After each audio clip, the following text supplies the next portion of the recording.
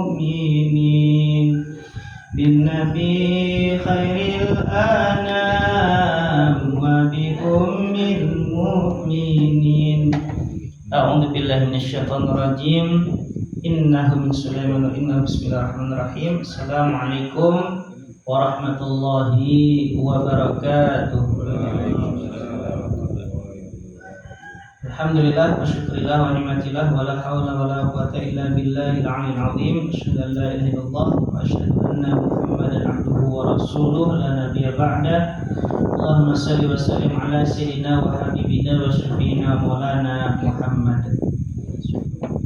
Yang pertama, marilah kita semuanya mensyukuri segala nikmat yang masih Allah berikan kepada diri kita semua, terutama nikmat iman, Islam, kesehatan, dan mudah-mudahan ini akan terus menambah semangat kita untuk terus beribadah kepada Allah sehingga kita semuanya mendapatkan ridha dan rahmat dari Allah Subhanahu wa taala. Amin Allahumma amin insyaallah. Salawat serta salam marilah senantiasa kita curahkan untuk junjungan Nabi kita tercinta Nabi Allah Muhammad sallallahu alaihi wasallam. Allahumma shalli ala sayyidina Muhammad. Dan marilah kita kirimkan surah Al-Fatihah untuk Syekh Imam Taqiyuddin Abu Bakar bin Muhammad Al-Husaini dan juga untuk Syekh Kiai Haji Saifuddin Anwar, Kiai Haji Misbah Mustafa, Syekh Ahmad Ismail dan Haji Abu Ali. Mudah-mudahan apa yang telah mereka upayakan untuk membuat buku ini, kitab ini, dan menciptanya sampai penerbitannya dan menyalurkannya, mudah-mudahan Allah berikan pahala yang berlimpah ruah dan dijadikan amal jariah, dan kita semua yang mempelajarinya akan mendapatkan keberkahan dari ilmunya. Dan juga untuk seluruh jamaah Yayasan Insan Mulia dan juga para donaturnya serta seluruh orang-orang yang berjibaku untuk mendirikan tempat ini, mudah-mudahan Allah berikan rahmat dan ridha dari Allah Subhanahu wa taala, diberkahi pula rezekinya, dan mudah-mudahan dijadikan apa-apa yang telah disodaqahkan ke tempat ini menjadi sedekah jariyah yang diterima oleh Allah Subhanahu wa taala. Al-Fatihah.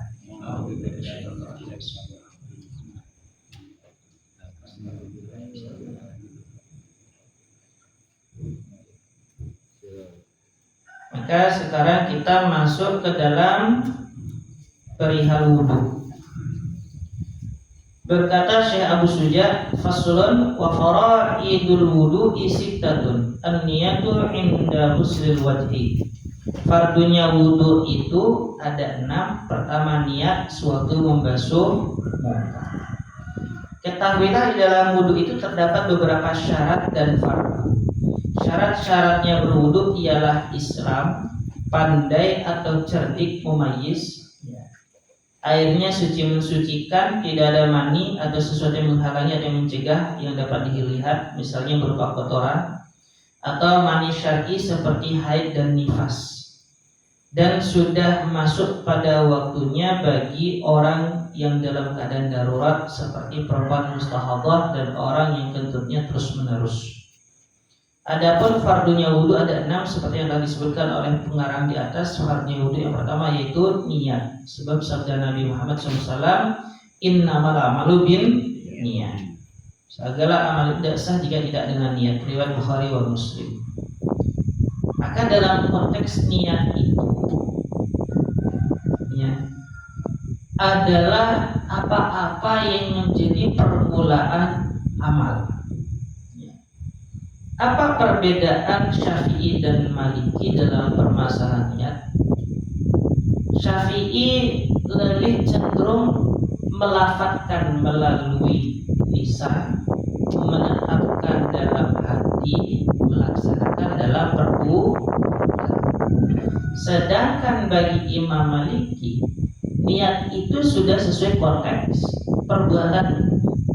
Makanya kalau kita melihat kalangan saudara-saudara kita, ya, ada perbedaan, kan begitu? Ada yang tiba-tiba datang langsung takbiratul ihram tanpa mengucapkan niat sholat, ya. Karena kenapa? Karena Imam Maliki berpendapat bahwasanya pekerjaan itu sudah sesuai dengan niatnya. Sedangkan bagi kalangan saudara kita yang lain, terutama kita sendiri. Kita ini kayaknya nggak terasa khusyuk gitu kalau nggak baca niat. Karena kenapa? Karena kita sudah membiasakan diri untuk meniatkan sesuatu. Dan kita lebih cenderung mengambil kalau niat saja berpahala, apalagi sampai melakukan. Kan begitu. Kayak kenapa kita mengambil amalan yang begitu? Baca niatnya, kemudian melaksanakan amalan. Terus bagaimana dengan kondisi rekan-rekan kita, sahabat kita, teman kita yang tidak membaca niat langsung mengerjakan? Apakah bermasalah? Tidak masalah. Kenapa? Karena semuanya dalilnya punya, rujukannya masing-masing. Maka disitulah tempat di mana kita ini harus mengerti bahwasanya orang akan bertindak sesuai dengan apa yang difikirkan. Jadi husnudzonnya kita adalah mereka pun juga membaca niat, meskipun niat itu langsung secara spontan dengan perbuatan. Ya.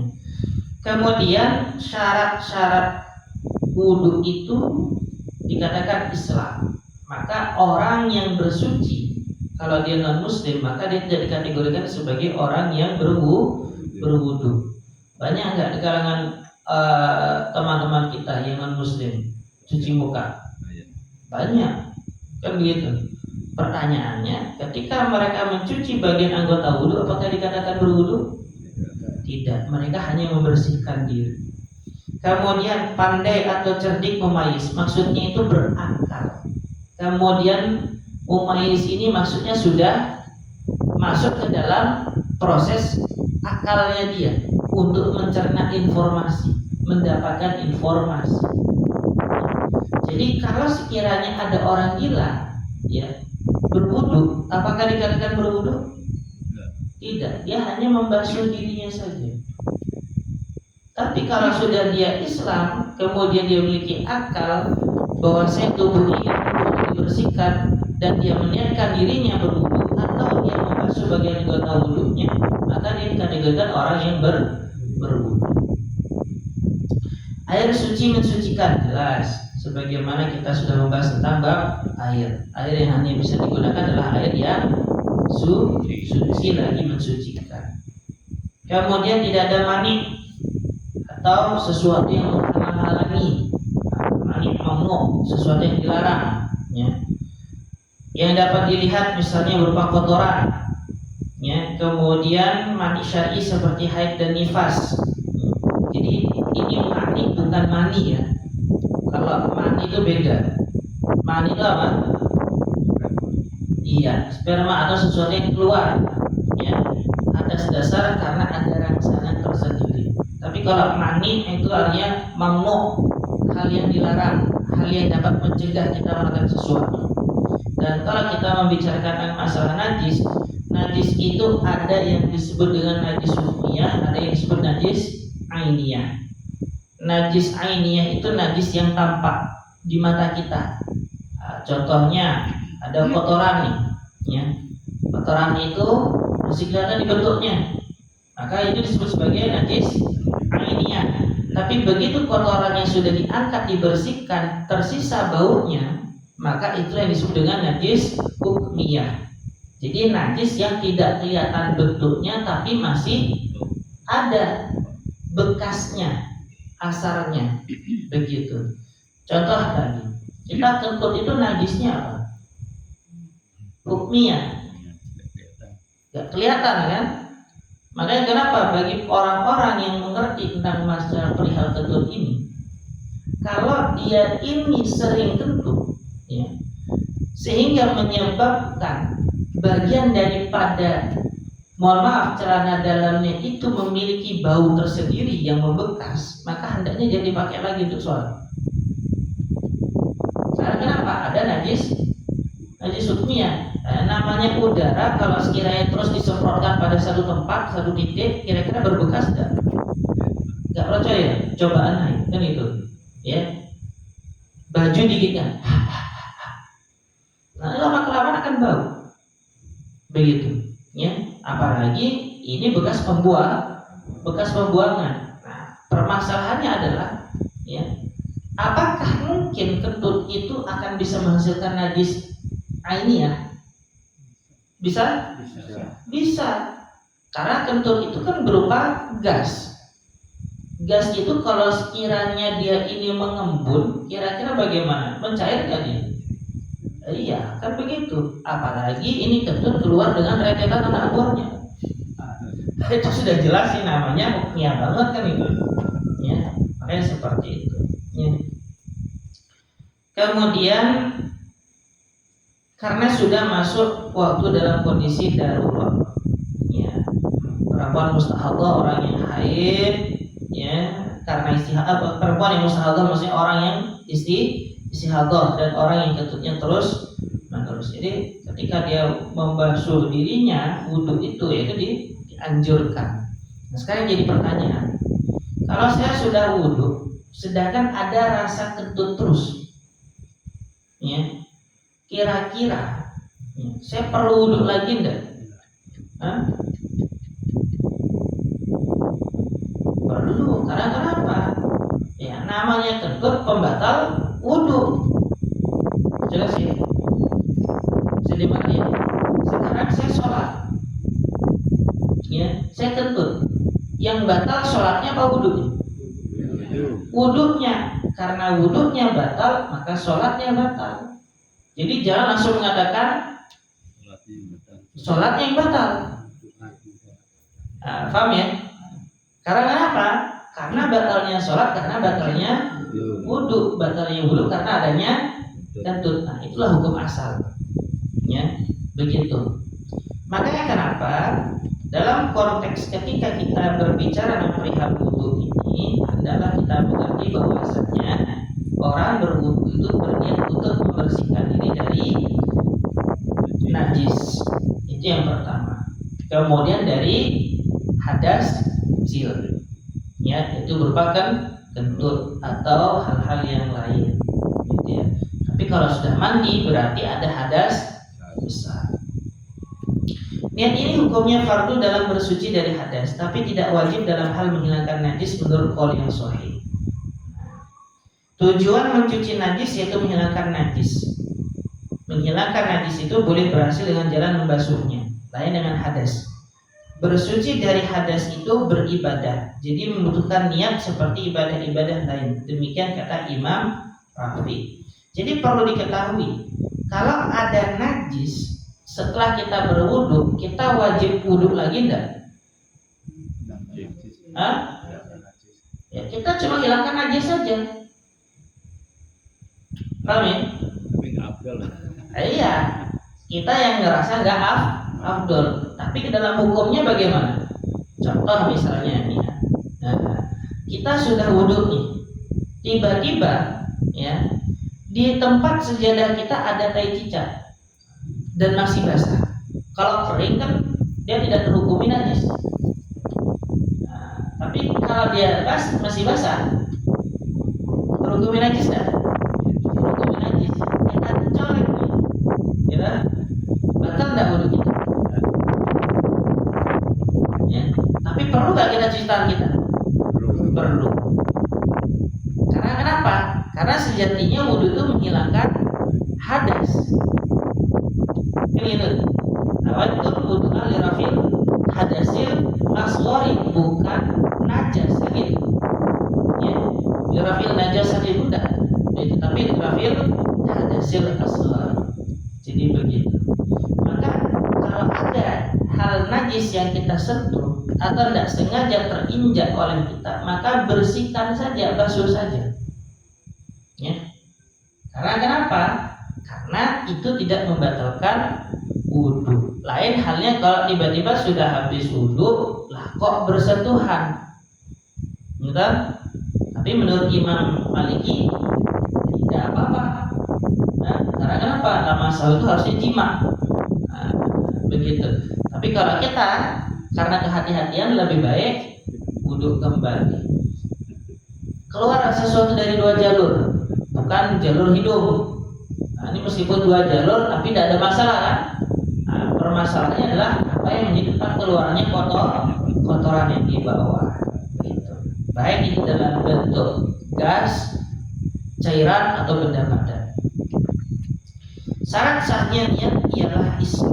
Jadi tidak dianggap sah wudunya orang kafir dan mandinya menurut qaul yang sahih. Sebab niat itu ibadah, sedangkan orang kafir bukan ahli ibadah. Bersucinya orang kafir tidak sah tanpa ada khilaf. Itu menggunakan hukum ke atas orang yang murtad. Jadi kalau ada orang yang kita kategorikan non-muslim, dia mandi, dia wudu, maka secara pernyataan sahnya, ya, meskipun dia meniatkan, ya, itu masih belum menunjukkan adanya ibadah. Ya. Begitu pula jika orang murtad, orang yang keluar dari agama Islam, yang biasanya dia selalu bersih dan sebagainya, setiap kali janabah dia begitu, tiba-tiba dia murtad. Dan kemudian dia ngerasa ingin mandi tapi berjanian.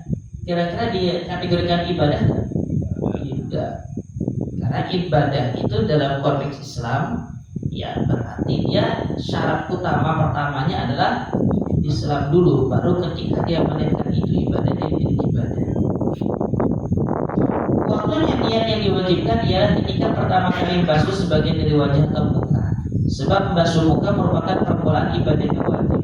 Orang tidak diberi pahala atas sunnah-sunnah yang dikerjakan sebelumnya.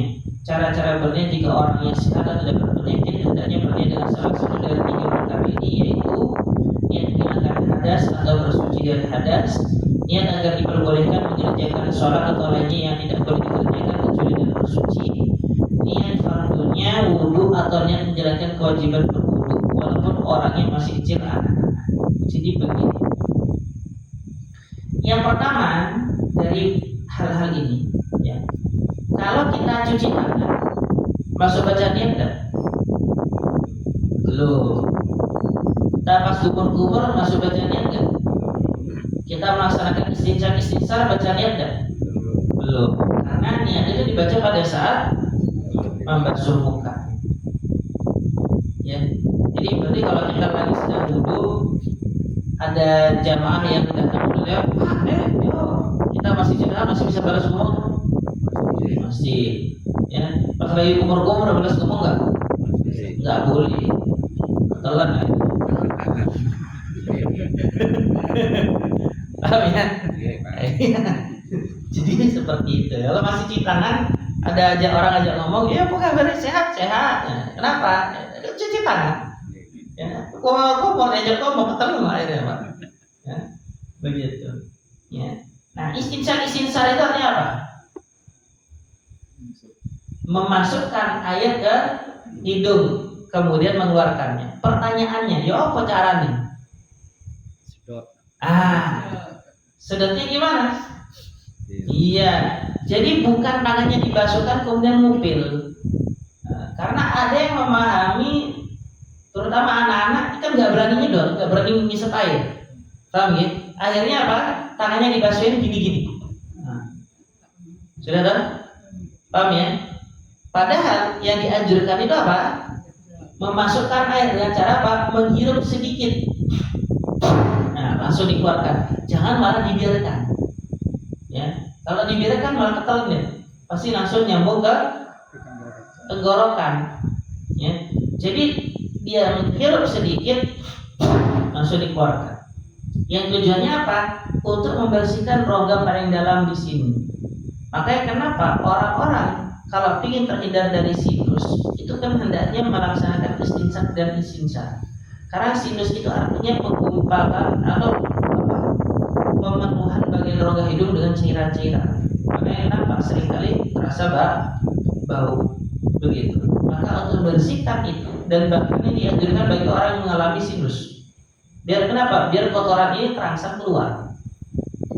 Begitu. Jadi sudah Rasulullah ajarkan itu untuk diri kita. Ya.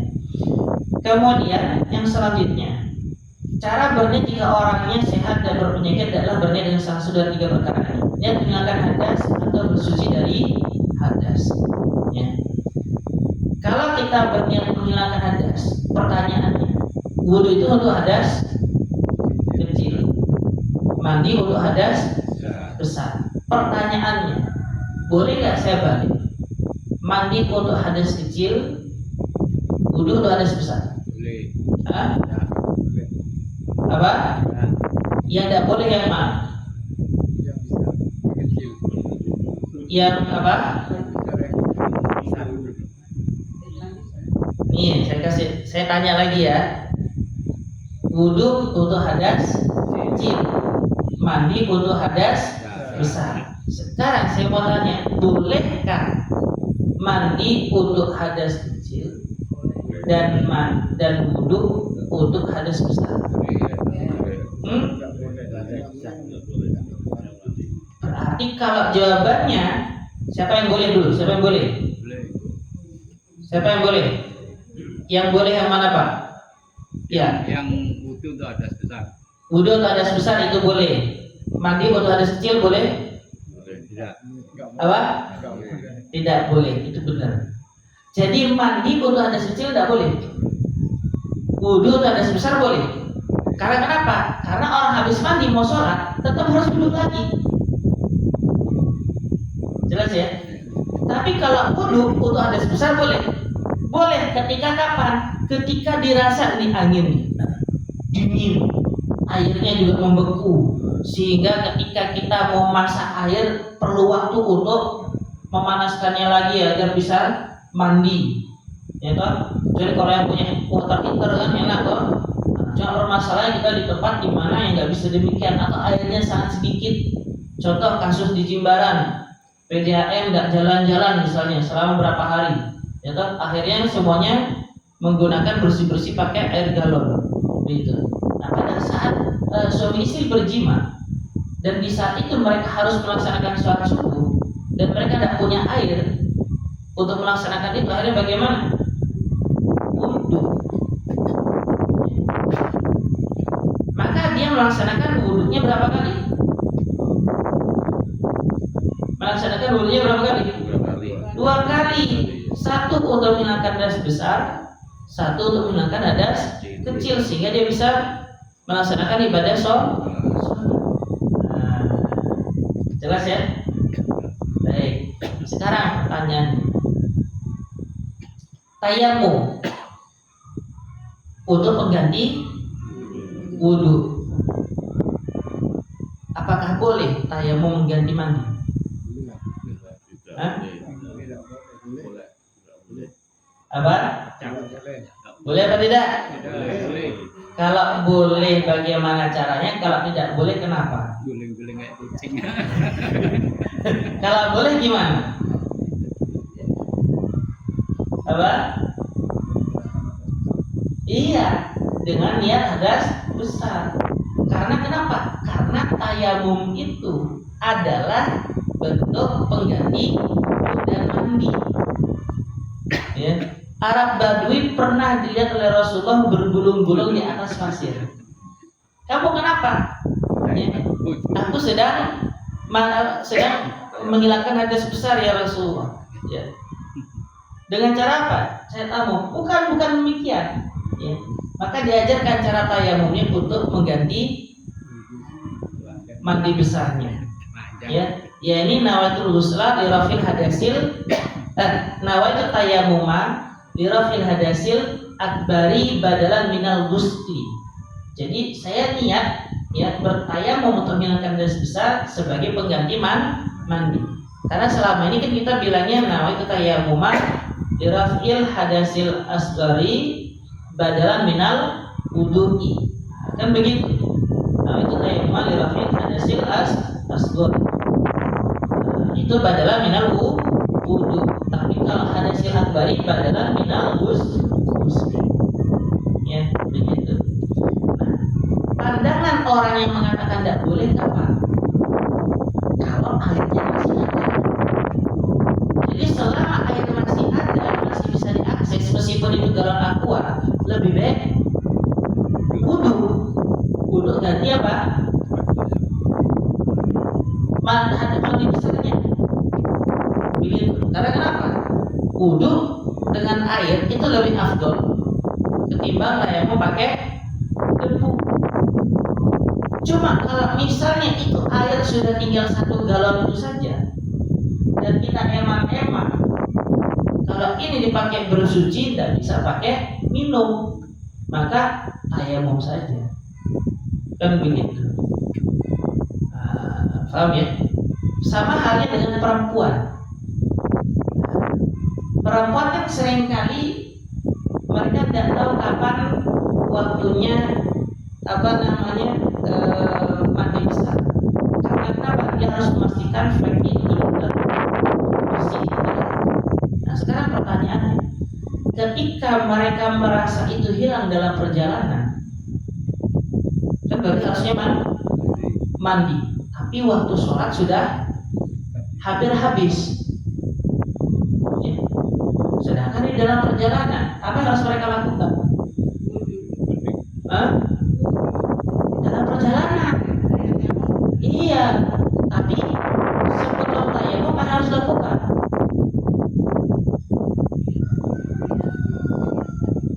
Ya lepas dulu soteknya.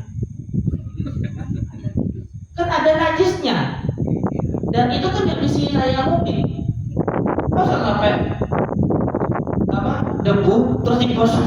Itu tidak bisa. Jadi dibersihkan dengan apa? Dengan hal-hal yang bersih. Cara membersihkannya pertama, jangan menggunakan tisu basah. Yang pertama, harus pakai apa? Yang kering dulu. Paham ya? Sama halnya dengan kita kencing. Kita kencing, itu jangan pakai tisu basah, Pak. Kalau nggak ada air, Pak. Jelas ya? Kenapa? Karena najasahnya itu masih ada. Jadi ketika kita pakaikan tisu basah, najisnya nyebar. Gitu loh. Paham ya? Jadi harus pakai yang kering dulu. Setelah kita hilangkan najisnya, barulah pakai tisu basah. Ya, Ustaz kan bisa aja pakai tisu basah. Ya apa caranya? Diperas. Berapa tisu yang diperas untuk membersihkan? Maka tetap harus pakai yang kering. Maka inilah nanti masuk kategori istinja. Nah, jelas sampai di sini ya. Jadi niat menghilangkan hadas atau bersuci dari hadas. Jadi mandi menghilangkan hadas besar, wudu menghilangkan hadas kecil. Dan mandi itu karena dia sudah menghilangkan hadas besar, secara otomatis menghilangkan hadas kecil juga, tapi tidak bisa dipakai untuk pengganti wudu. Jelas ya? Maka orang yang mandi besar tetap harus wudu. Dan wudu bisa menghilangkan hadas kecil dan bisa diniatkan untuk menghilangkan hadas besar. Tetapi kalau dia sudah wudu untuk mengganti hadas besar, maka dia harus wudu kembali untuk menghilangkan hadas kecilnya agar bisa melaksanakan ibadah sholat. Kemudian tayamum itu biasanya kita gunakan untuk mengganti wudu, tetapi bisa juga dilaksanakan untuk mengganti mandi besar. Tapi dengan konteks yakni ketika dia mau sholat, maka dia tayamum yang pertama untuk menghilangkan hadas besarnya, tayamum yang kedua untuk menghilangkan hadas kecilnya, maka diniatkan untuk sholat. Ya, begitu. Padahal minal wudu'i, begitu. Ya. Jika dia sudah minal wudu'i, dia bisa sholat. Dan setiap kali dia mau sholat lagi, dia tayamum lagi. Nah, seperti itu.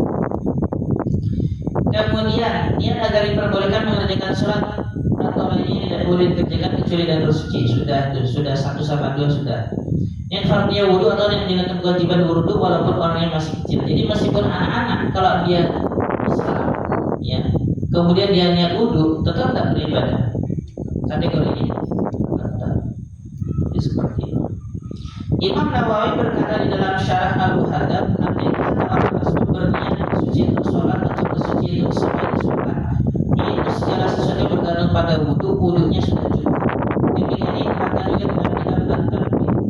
Andai kata ada orang berniat bersuci saja, tidak mengadakan bersuci dari hadas, menurut kaul yang sahih, wudunya tidak mencukupi. Sebab bersuci itu ada kalanya dari hadas dan ada kalanya dari najis, jadi harus ada niat membedakan. Nah, dalam konteks ini ya, wudhu itu hendaknya diniatkan untuk melaksanakan ibadah. Jadi kalau sekiranya kita mau sholat, ya kita wudhunya itu untuk sholat. Tapi ada nggak orang yang berwudhu tidak untuk sholat? Ada, terutama orang-orang yang selalu berusaha untuk menjaga kesucian dirinya. Begitu, maka dia ketika berwudhu, ya, mau tidur saja wudhu dia. Dan begitu kan? Bangun dari tidur wudhu, begitu. Ya. Begitu. Nah, kemudian dalam hal ini, ya, andaikan ada orang berniat bersuci saja, tidak mengatakan bersuci dari hadas, contohnya saya wudhunya tidak mencukupi. Jadi kalau sekiranya dia wudhu atau ada niatan untuk menghilangkan hadas besar, jadi nawatul wudhu nggak pakai irafil hadas gitu, hadasil asgori, ya, cuma nawatul wudhu fardhu lillahi ta'ala, maka dia tidak mencukupi untuk sholat. Kenapa? Karena nawatul wudhu itu hanya niat wudhu untuk suci dari najis saja. Paham ya? Gimana caranya ke hadasnya? Dirafil hadasil asgori itu harus muncul. Begitu. Karena kenapa? Karena wudhu itu tidak cukup untuk menghilangkan najis saja, dia perlu untuk menghilangkan hadas. Dan orang yang mau sholat harus terbebas dari najis dan hadas. Begitu. Karena itu ibadah. Ya, makanya kenapa ibadah kalau hanya membersihkan dari najis tidak harus menghilangkan dari hadas ini. Ya, kalau dari najis tidak cukup. Andaikan ada orang yang hanya berniat wudhu saja, sah wudhunya menurut qaul yang ashab tersebut di dalam kitab At-Tahqiq dan Syarah Al-Muhadzab. Lain dengan orang yang mandi janabah berniat dengan hanya mandi saja tidak mencukupi. Ternyata ada yang mengatakan gak apa-apa kok. Karena kenapa? Wudhu itu sudah dipahami secara umum, menghilangkan hadas besar dan hadas kecil, menghilangkan najis dan hadas kecil. Jadi dia membaca nawaitul wudhu'an dan perlu dirafil hadasil asgori langsung fardhu lillahi ta'ala, itu sudah mencukupi. Tapi beda dengan orang mandi. Kalau orang mandi sudah jelas hadasnya hadas besar, maka hadas besar ini pasti karena ada haid, pasti karena ada junub, itu dari bekas jima. Maka mandi itu justru lebih wajib untuk mengatakan apa dirafil hadasnya. Ya, karena kenapa? Karena nggak cukup kalau cuma mandi saja dan pakai niat itu. Begitu. Ya. Jadi kalau kita menemukan konteks, ya, ada orang wudhu, anak-anak, tiba-tiba wudhu mereka, nawaitul wudhu fardhu lillahi ta'ala, boleh nggak? Kalau kita mengikuti kalimat yang dari sini, ya, menurut qaul yang asal di dalam kitab At-Tahqiq dan Syarah Al-Muhadzab, boleh? Boleh. Ya. Tapi kembali lagi, ya, semakin spesifik niatnya semakin baik. Kan gitu ya. Nah, gitu. Dan juga halnya dengan mandi. Ya. Mandi ini justru harus lebih kita tekankan. Karena kenapa? Banyak orang-orang, terutama anak muda zaman sekarang, yang mana di sekolahnya sekolah negeri dan tidak mendapatkan pelajaran fikih tentang mandi dan juga tentang wudhu. Apa yang terjadi selanjutnya? Mereka ketika haid, ketika mimpi basah, orang tuanya cuma nyuruh mandi, tapi mereka tidak baca niat, dianggap mandi sudah selesai. Ya. Akhirnya apa yang terjadi? Begitu mereka tahu ilmunya, mereka sadar sudah berapa lama saya ini janabah. Berarti selama ini ketika saya sholat bagaimana? Nah, kan gitu dia. Ya, yang kita khawatirkan adalah akhirnya muncul hutang sholat, ya, berarti kodok. Kan gitu. Makanya kenapa dalam konteks ini harus perlu diperhatikan, terutama bagi kita yang memiliki anak-anak yang sudah memasuki masa pubertas. Yang ajari betul-betul caranya mandi, ajari betul-betul caranya wudhu. Begitu. Karena kenapa? Karena itu adalah syarat sahnya ibadah, sehingga ibadah kita ini bisa diterima oleh Allah. Al-Mawardi membedakan antara wudu dan mandi. Kalau wudu tidak ada yang berlaku untuk surat ibadah, tidak seperti mandi. Andai kata orang itu berniat menghilangkan hadas dan untuk membolehkan segala yang menghalangi, maka niat yang demikian adalah niat yang boleh mencakup segala-galanya. Nah, ternyata dari Al-Mawardi sendiri, kalau sekiranya wudu tidak berlaku tidak ada yang berlaku untuk surat ibadah. Jadi wudu itu selalu pasti untuk ibadah. Sedangkan mandi ya, tidak selalu untuk ibadah. Begitu. Ya. Kita baca dulu selanjutnya. Kalau orang berpenyakit seperti orang yang mempunyai penyakit terus-menerus kencing atau perempuan yang mustahadah, yang istihadah dan terusnya, yang mengeluarkan dari penyakit terus. Kalau berwudu niatnya ialah untuk membolehkan segala yang menghalangi, menurut qaul yang sahih tidak sah jika ia berniat menghilangkan hadas, sebab hadas orang tersebut terus-menerus dan tidak pernah hilang atau tidak putus-putus. Ada yang mengatakan wajib mengumpulkan antara niat menghilangkan hadas dan niat untuk membolehkan segala yang menghalang. Ada juga yang mengatakan cukuplah berniat dengan salah satunya. Jadi begini ya. Kalau ada orang yang sifatnya beser itu maksudnya kencing ya terus kan? Tawar-tawaran. Iya. Anyang-anyangan begitu. Maka yang jadi pertanyaan adalah, apakah saya ini harus berwudu terus atau mandi terus bagi perempuan beristihadah? Ya. Jadi jawabannya, kalau bagi untuk perempuan yang beristihadah, hendaknya mereka ini benar-benar menanti kapan berhentinya darah itu. Kemudian mereka membersihkan bagian darahnya setelah mereka mengetahui itu darah istihadah ya. Nah sekarang jadi pertanyaan, perlu mandi nggak orang beristihadah? Haid dan istihadah sama apa beda? Bedanya di mana? Iya, istihadah darah penyakit. Berarti kalau yang mandi itu darah kotor, yang wudu darah penyakit.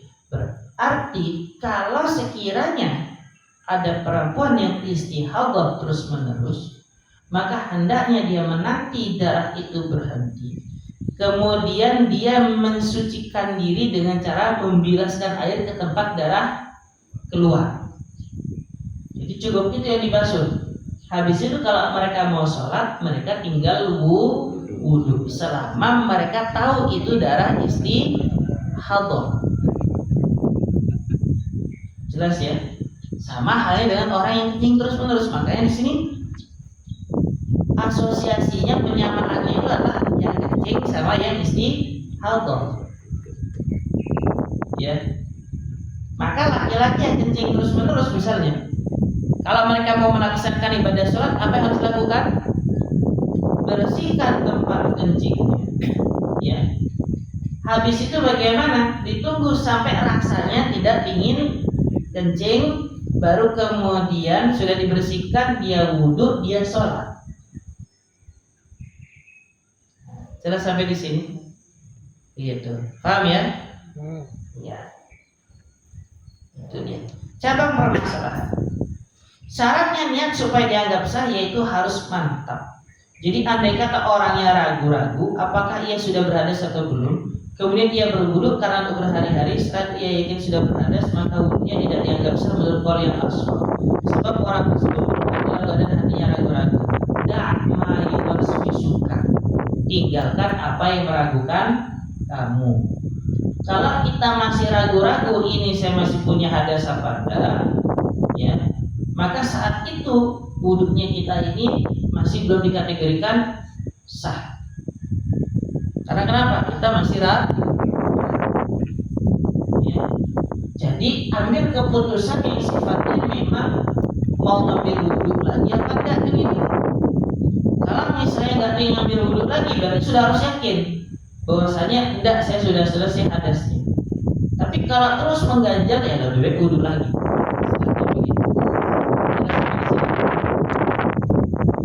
andai kata orang yang yakin bahwa dirinya sudah berhadas, tetapi dia ragu-ragu apakah dia sudah bersuci atau belum, kemudian sudah berwudu ternyata dalam keadaan berhadas, maka wudunya sah tanpa ada khilaf. Sebab yang asal adalah dikira tetapnya hadas, jadi tidak membahayakan keraguannya sampai dengan tetapnya hadas itu. Dan kecenderungan niat masih tetap kuat terhadap yang asal yaitu hadas.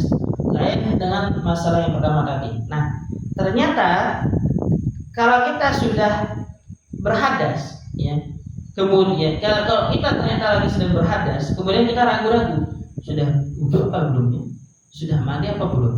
Nah, kemudian sesudah berwudu ternyata ia masih dalam keadaan berhadas, maka wudunya sah tanpa ada khilaf. Ya. Karena kenapa? Karena dia ini sebelumnya merasa aku tuh sudah mandi besar apa belum? Contoh ya, sudah mandi besar apa belum? Kayaknya sudah deh. Habis itu dia meyakinkan diri, sudah kayaknya. Dia mandi, dia wudu nih. Kemudian dia melaksanakan sholat. Selama belum ada orang yang mengingatkan, maka wudunya sah, sholatnya sah. Tiba-tiba istrinya bangun, ayah sholat. Iya, sudah mandi belum? Sudah kayaknya. Belum loh. Kan aku duluan yang mandi. Misalnya begitu. Nah, kira-kira bagaimana? Karena kenapa? Ada orang yang mengingatkan. Iya. Paham loh? Jelas ya? Jadi selama istrinya atau suaminya tidak mengingatkan loh, mama tidak mandi. Kan sudah ya. Kapan? Ya tadi sama ayah. Misalnya sudah, berarti iya. Sebenarnya itulah kenapa orang pikun ibadahnya itu masih sah. Orang yang demensia itu ibadahnya masih sah. Karena kenapa? Pertama, orang demensia, orang pikun, ya, itu akan memiliki beberapa hukum. Pertama, hukum yang pertama adalah tidak ada kewajiban bagi dirinya untuk melaksanakan ibadah sholat. Ya. Tapi kalau dia tiba-tiba ingat dan dia melaksanakan sholat, maka ibadahnya pun diterima oleh Allah. Jelas ya?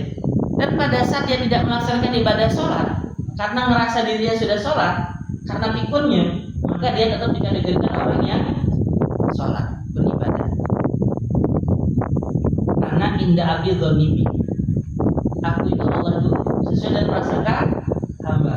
Nah, orang pikun itu kan begitu, gitu. Ya.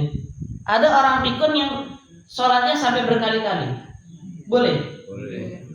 Dan ada orang pikun yang ngerasa dirinya sudah sholat, boleh. Cuma permasalahannya, jangan sampai kita yang pura-pura pikun. Kan gitu. Terus pada sholat, wes kok kapan? Setasan, kapan lo? Iki lo setas azan, iya tak? Padahal udah nggak bisa sholat, ya. Atau lagi sedang kerja kan? Udah sholat, wes kapan?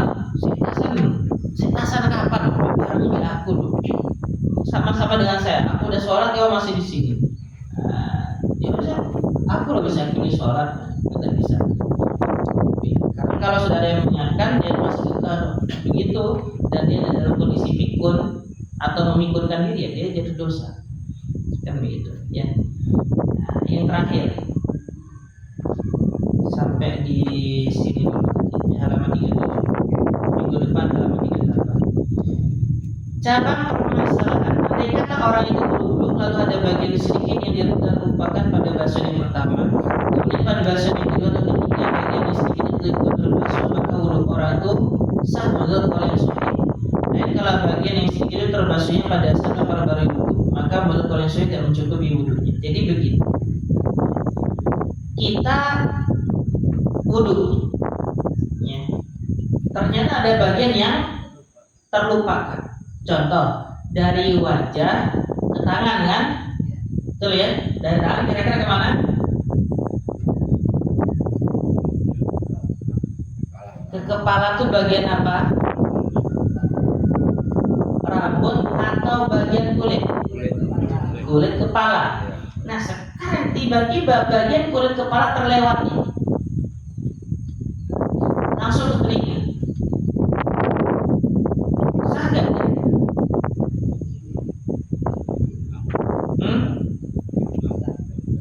Sekarang saya mau tanya, telinga ini dekat kulit kepala nggak? Dekat kulit kepala? Dekat. Jadi itu. Sekarang kulit kepala meliput yang mana? Seluruhan kan? Paham ya? Berarti pada saat dia terlupa untuk membersihkan kulit kepala begini, ya, tiba-tiba dia ngambilnya di sini, kemudian kena sedikit, maka masih dikategorikan sah.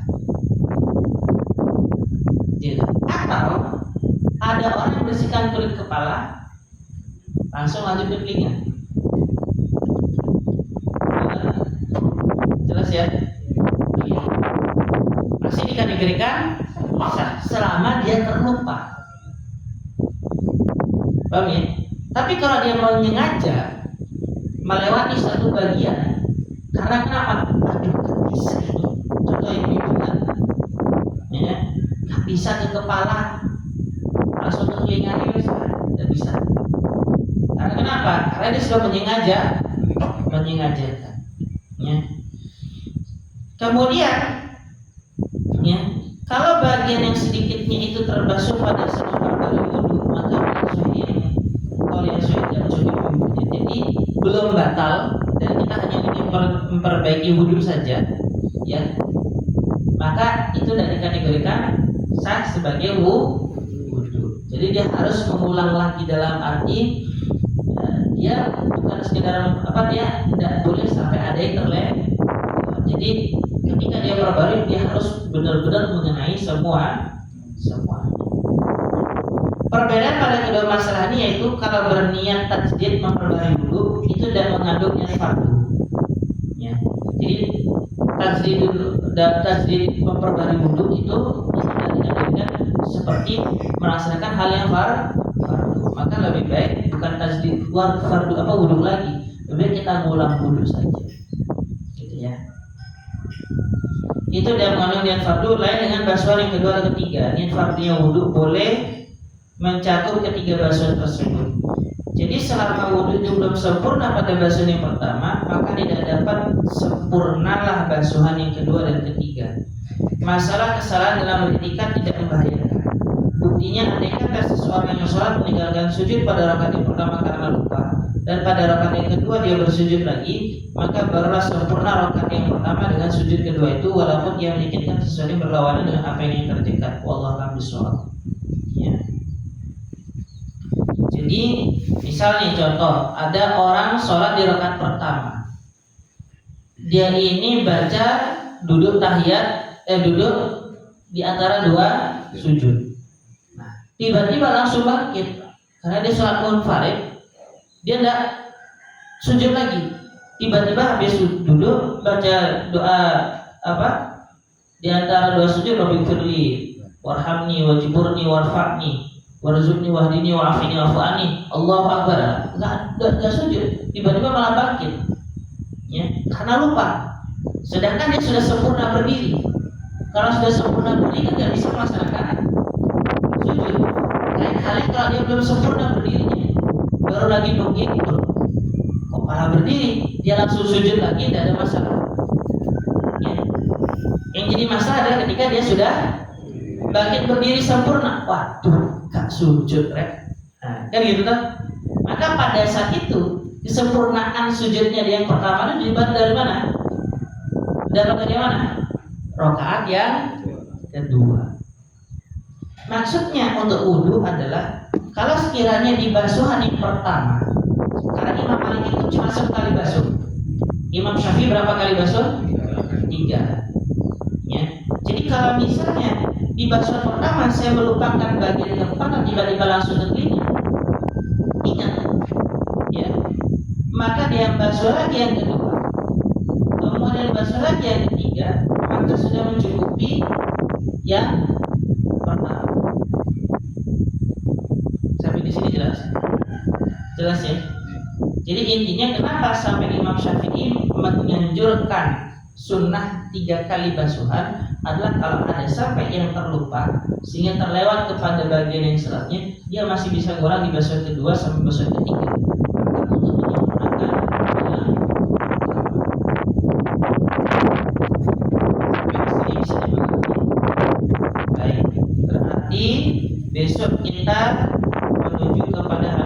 ke-8 berkata Syekh Abu Suja, wa ghuslul wajhi, yakni membasuh muka atau wajah. Baik, sekarang kita akan menuju kepada pembahasan Bulughul Maramnya. Ada pertanyaan Pak Imam untuk Bulughul Maram hadisnya? Ada yang dirasakan ada sesuatu? Berarti sudah jelas ya? Masih istiqomah terus ya dibacakan hadisnya? Yang kapan dibaca hadisnya? Maghrib sama subuh. Enak kan kalau begitu caranya hadisnya? Jadi tiap habis sholat dapat satu hadis. Tiga. Satu, dua atau tiga? Ya. Ustaz selama 3. Pak Imam 1. Ya. Maksudnya